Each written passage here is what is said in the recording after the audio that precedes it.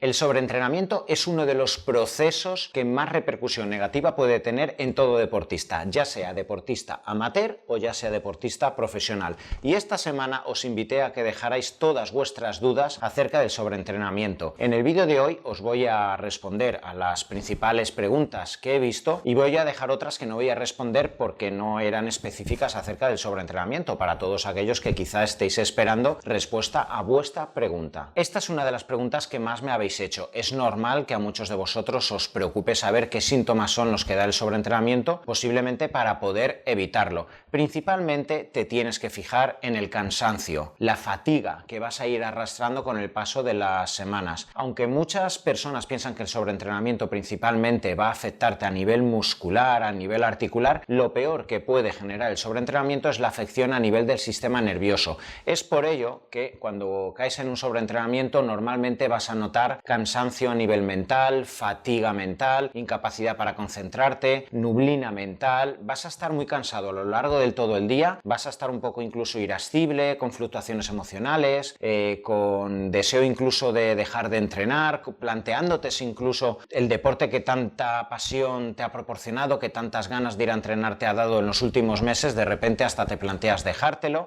Estás cansado así a lo largo del día, fíjate, con ganas de ir a dormir, pero luego llega la hora de la siesta o la hora de la noche y no puedes conciliar el sueño. Esto es algo muy específico, cómo se alteran los biorritmos, cómo ese desequilibrio del sistema nervioso hace que por la noche no puedas caer en un sueño profundo, no puedas tener tu fase REM. Esa especie de cansancio del sistema nervioso va a hacer que a lo largo de toda la noche estés cansadísimo, estés deseando entrar en el sueño, pero sin embargo no lo concilias y estás mirando el techo constantemente, cabreado porque sabes que debes de dormir, porque sabes que al día siguiente tienes que levantarte e ir al trabajo. Entonces estos son los principales síntomas que puede ocurrir en un síndrome de sobreentrenamiento, aparte luego de todas las afecciones a nivel intestinal. Se cierra el estómago normalmente porque hay una especie de hiperactividad también derivada del exceso de adrenalina. La persona está como cabreada a lo largo de todo el día, estás irascible porque eres consciente de que no estás dando lo mejor de ti y tienes de forma latente mayor liberación de adrenalina a lo largo del día. Por eso luego por la noche no eres capaz de generar un sueño profundo y ese exceso de adrenalina te afecta a nivel intestinal, puedes tener regurgitaciones, dolor de estómago porque esa adrenalina te genera gastritis, cuando vas a comer te sienta mal la comida, fermentas, se te hincha enseguida el abdomen, evidentemente no vas a tener una buena eficiencia de trabajo intestinal, con lo que no vas a absorber nutrientes. Si no absorbes nutrientes, luego ¿cómo te enfrentas de forma efectiva al entrenamiento? ¿Cómo recuperas tu masa muscular? Todo esto además va a repercutir posiblemente en tu sistema inmune. Cuando hay un sobreentrenamiento alargado en el tiempo, puedes tener más predisposición a infecciones, a síndrome gripal, a sudoración nocturna, a alergias, a asma. El sobreentrenamiento te puede dar todo este tipo de afecciones a nivel inmunológica y también a nivel hormonal, de forma que tanto tu testosterona como el cortisol, como la progesterona, estrógeno, si eres una mujer, también se va a desbalancear. Pues aquí la solución tiene que ser muy clara: descanso. En mi consulta veo constantemente personas que vienen con un sobreentrenamiento, pero con una idea muy clara: dame lo que me tengas que dar con tal de poder seguir entrenando y con tal de poder seguir esforzándome para conseguir mis objetivos deportivos. Pero ni se te ocurra decirme que descanse porque ya me lo ha dicho mi entrenador. Pues lo siento, la verdadera solución es dormir más, facilitar el descanso, la recuperación, permitir que te puedas levantar por la mañana unas cuantas horas después, que hayan menos días de entrenamiento, que de esa forma vaya bajando esa hiperactividad y esa carga de adrenalina en tu cuerpo, que de esa forma puedas absorber nutrientes, que baje el cortisol y que de esa forma se balancee de forma equilibrada y homeostásica todo tu organismo. Si no entras por el descanso, luego toda la herramienta nutricional, de suplementación, todo lo que tú quieras hacer no va a valer de nada. A partir de ahí sí, evidentemente, tendrá que haber una reestructuración de nutrición, de suplementos, de control de analíticas, de hormonas, de lo que tengas que hacer, pero sobre todo el descanso. No debes sobreentrenar porque realmente para qué entrenas, para conseguir objetivos físicos, objetivos metabólicos y sobre todo si eres un deportista que tiene objetivos deportivos, ya sea a nivel de ultradistancia, de ciclismo, ya sea de fisiculturismo, tienes unos objetivos que requieren que tu organismo se encuentre en plenitud de condiciones. Así que si eres una persona que desea todos estos objetivos, debes evitar el sobreentrenamiento donde vas a tener repercusión negativa en tu sistema nervioso, el sistema muscular, el intestino, el sistema inmune. Todo el funcionamiento correcto que tú necesitas para conseguir tus objetivos van a caer y se van a desplomar de la noche a la mañana. Y por otro lado, si sobreentrenas va a haber más predisposición a lesiones, a fracturas, incluso a que tu carrera deportiva tenga que acabar precozmente como consecuencia de esa lesión que te pueda coger a contragolpe y que pueda ser definitiva a largo plazo. Plantearte si el sobreentrenamiento puede ser mayor o menor según la hora a la que entrenes tampoco tiene mucho sentido. Al final, tú tienes que pensar que el sobreentrenamiento viene por una carga de entrenamiento, ya sea a nivel aeróbico o a nivel anaeróbico, excesiva en relación a la capacidad endógena que tú tienes a nivel hormonal, a nivel nervioso, a nivel de capacidad de absorber nutrientes, a nivel de la capacidad que tienes para que a través del descanso te puedas enfrentar a la siguiente carga de entrenamiento. Así que, independientemente de la hora a la que entrenes, puedes caer perfectamente en un sobreentrenamiento. Sí que es verdad que luego cada uno de vosotros, en función del conocimiento que tenéis de vosotros mismos, saber si entrenas mejor por la mañana, si te adaptas mejor a un entrenamiento explosivo por la mañana, porque tengas un entorno hormonal más favorable por la mañana. Puede ser que existan otras personas que a lo largo del día tengan más estrés y al final del día podéis entrenar muchísimo mejor porque ya habéis dejado la carga laboral. Bueno, pues al final son pequeños detalles que evidentemente cada uno tiene que conocer en sí mismo para no entrenar con mayor carga estresante, pero en definitiva el sobreentrenamiento se puede adquirir independientemente de la hora a la que vayas a entrenar. Sin lugar a dudas, para saber si tienes un sobreentrenamiento, aparte de la sintomatología física de la que te acabo de hablar, tienes que mirar una analítica. No te va a quedar otra que revisar determinados parámetros analíticos y de esa forma saber a ciencia cierta si tu cuerpo está sufriendo. Podemos mirar la glucosa, que en muchas personas, incluso aunque estén entrenando mucho, estén teniendo un gasto calórico muy elevado y estéis haciendo incluso una dieta con déficit calórico y con poca cantidad de carbohidrato, podéis observar elevaciones de glucosa en ayunas. Eso nos indicaría que existe catabolismo muscular, que existe neoglucogénesis como consecuencia de la elevación del cortisol, que es una hormona liberada por parte de la cápsula suprarrenal y que se eleva cuando existe mucha inflamación en tu organismo. Así que si tienes una glucosa en 110, 115, 120 y eres una persona con un buen porcentaje de grasa y estás entrenando mucho, posiblemente estás generando esa neoglucogénesis. Vamos a poder observar también enzimas musculares como es la creatinquinasa principalmente, y si la tienes muy por encima del límite máximo, pues también probablemente nos va a indicar una rotura muscular, un sobreentrenamiento. La mioglobina o la aldolasa también son parámetros que en la analítica nos van a indicar un sobreentrenamiento específico a nivel muscular. Las enzimas hepáticas también nos indicarían que tu organismo está sufriendo y que la detoxificación por parte de tu hígado no es lo suficientemente solvente, de forma que tanto la GOT como la GPT se encontrarían muy elevadas. Podemos encontrar fracciones que nos indican si existe inflamación en tu organismo, como es la proteína C reactiva ultrasensible o la interleuquina 6, las cuales suelen estar muy elevadas en los picos de forma de deportista, y luego ya iríamos a ver los parámetros analíticos derivados de hormonas, la testosterona total, la testosterona libre, que normalmente van a estar disminuidas cuando existe este sobreentrenamiento, una LH que también podría estar muy disminuida, el estradiol podría elevarse en el caso del hombre en caso de un sobreentrenamiento. Podríamos observar también la SHBG, globulina transportadora de hormonas sexuales, muy elevada, y podríamos observar también carencias de hormonas sexuales o desequilibrios de hormonas sexuales en la mujer, mirando FSH, LH, estradiol y prolactina, que podría estar muy elevada. Esto es algo muy típico además en mujeres con sobreentrenamiento, elevaciones de prolactina. En hombres también, pero muchísimo más frecuente en mujeres. Hay que mirar hormonas tiroideas, muy típico que la TSH empiece a elevarse, y verificar en ese caso quizá también la T3 reversa, por si el organismo está intentando ralentizar al organismo para que te pares. Y finalmente las fracciones derivadas de cortisol. Podríamos mirar el cortisol libre en la analítica de sangre o cortisol en saliva y cortisol de 24 horas de orina. Y finalmente la DEA sulfato, aunque este parámetro suele estar más asociado a fatiga crónica o fibromialgia, pero si eres un deportista incluso y tienes este parámetro muy bajo, claramente te vas a tener que poner en manos de un profesional para favorecer de nuevo el funcionamiento hormonal equilibrado de todo tu organismo. Lo mejor que puedes saber para diferenciar si tienes una ansiedad a lo largo del día y un síndrome de sobreentrenamiento es fijarte cómo vas a entrenar. Cuando una persona tiene ansiedad, puede ser que no tengas ganas de entrenar, pero estás hiperactivo, estás con ansiedad, presión en el pecho, vas vas a entrenar y tus pulsaciones están altas, estás sudando incluso antes de coger las mancuernas, pero cuando tienes sobreentrenamiento, tú vas al gimnasio o vas a hacer tu entrenamiento en bicicleta y durante los 20-25 primeros minutos es que estás con ganas de irte a dormir, estás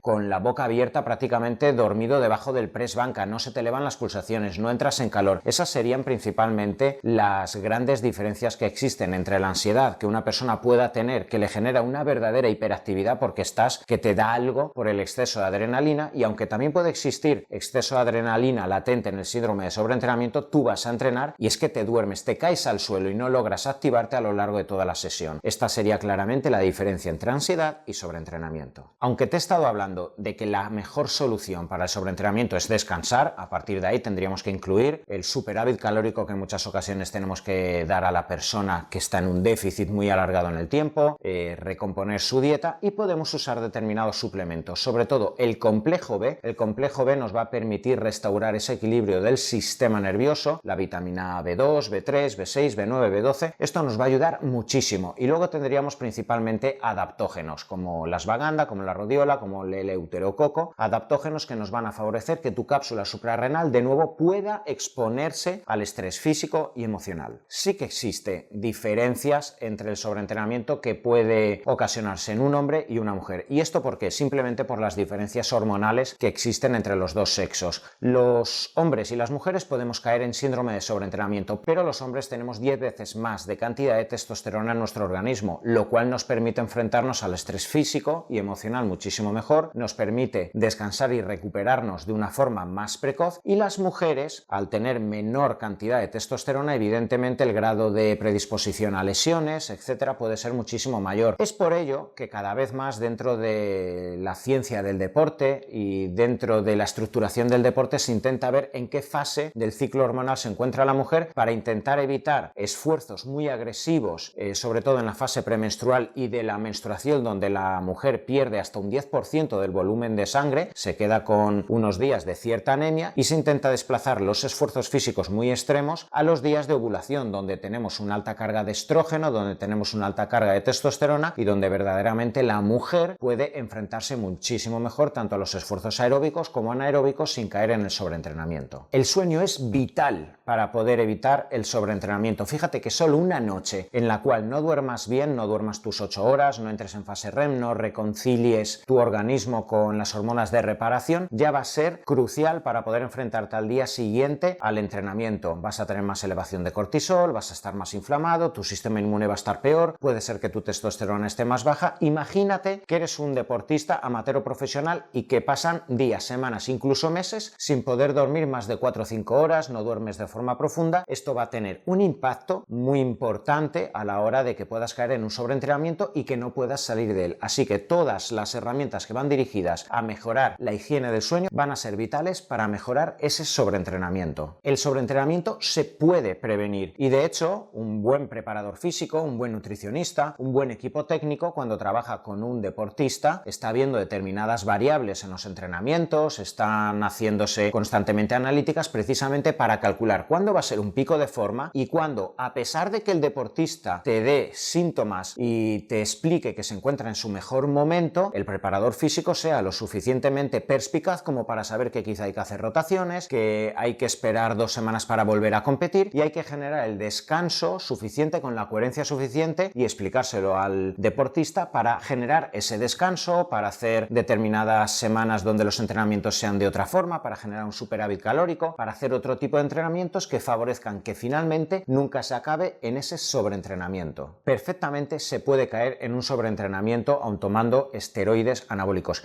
y este sería uno de los grandes problemas que encontramos en personas que usan esteroides anabólicos. Mientras lo estás usando, ten en cuenta que la testosterona o sus derivados te van a generar tanta endorfina, tanta dopamina, te va a camuflar tanto la sensación de dolor, la sensación de inflamación que tú vas a entrenar 2 horas al día. Es más, 2 veces al día, por la mañana y por la tarde, 7 días a la semana. Te vas a encontrar en esas 10-12 semanas que estés usando los esteroides anabólicos engañándote a ti mismo, generando una carga de entrenamientos tan elevada sin dolor en las articulaciones que se va a generar una carga de toxicidad a nivel hepático, a nivel renal, un hipogonadismo. Ese tiempo en el cual tú estás incluyendo sustituyendo esteroides anabólicos desde fuera, va a hacer que tu testículo no libere testosterona. ¿Y qué va a ocurrir cuando cortes? Que vas a llevar una tendencia de hiperactividad, de inflamación camuflada por el uso de esteroides. Las semanas posteriores a la retirada de estos fármacos va a hacer que te desplomes tanto que ahí el síndrome de sobreentrenamiento sea un 400, un 500%. Lo veo constantemente en consulta, como muchos de mis pacientes se inflaman posteriormente a dejar los anabólicos, tienen ginecomastias, alteraciones hormonales, tienen unas inflamaciones determinadas por analíticas brutales. Así que ya no es tanto que te fijes si vas a caer en un sobreentrenamiento mientras uses los esteroides, sino que seas consciente de los efectos secundarios y de lo que va a venir posteriormente, y en caso de que lo hagas, al menos que estés en manos de un profesional para tener la guía suficiente para que tu organismo se restablezca en la normalidad los meses posteriores. Sí que se puede entrenar mientras estás con un sobreentrenamiento. Imagínate que eres un futbolista que juegas en primera división y se está determinando en una analítica que estás sobreentrenado. Pues tienes que seguir jugando en la siguiente jornada y vas a tener que seguir aguantando quizá 2 meses. ¿Qué es lo que tienes que hacer? Seguir entrenando.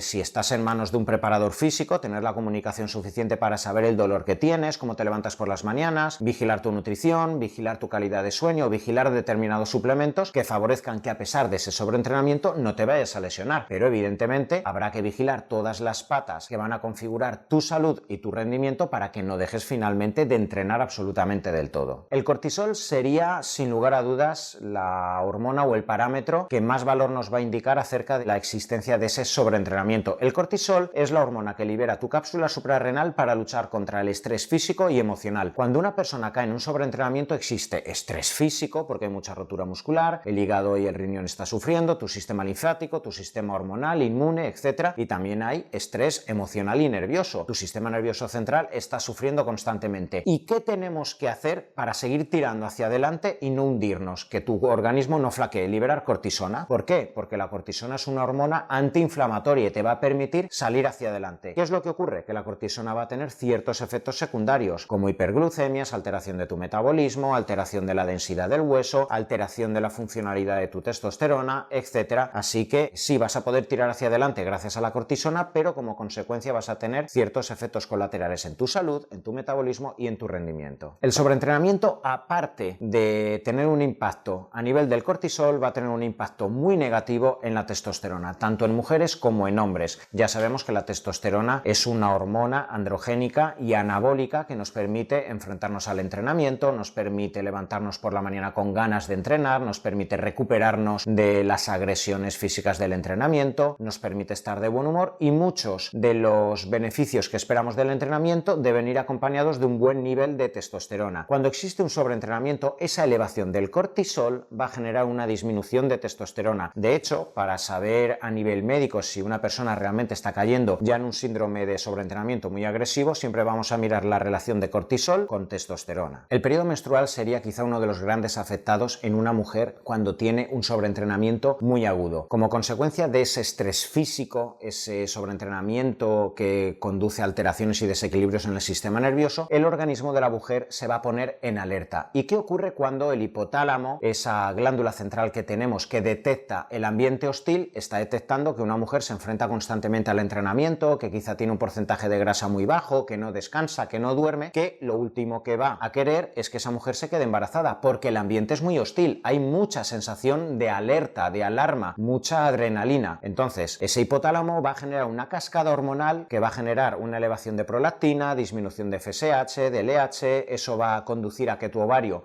no libere estrógenos y progesterona con la eficiencia suficiente como para que puedas tener ovulaciones o te quedases embarazada, y la consecuencia normal va a ser esa pérdida de menstruación.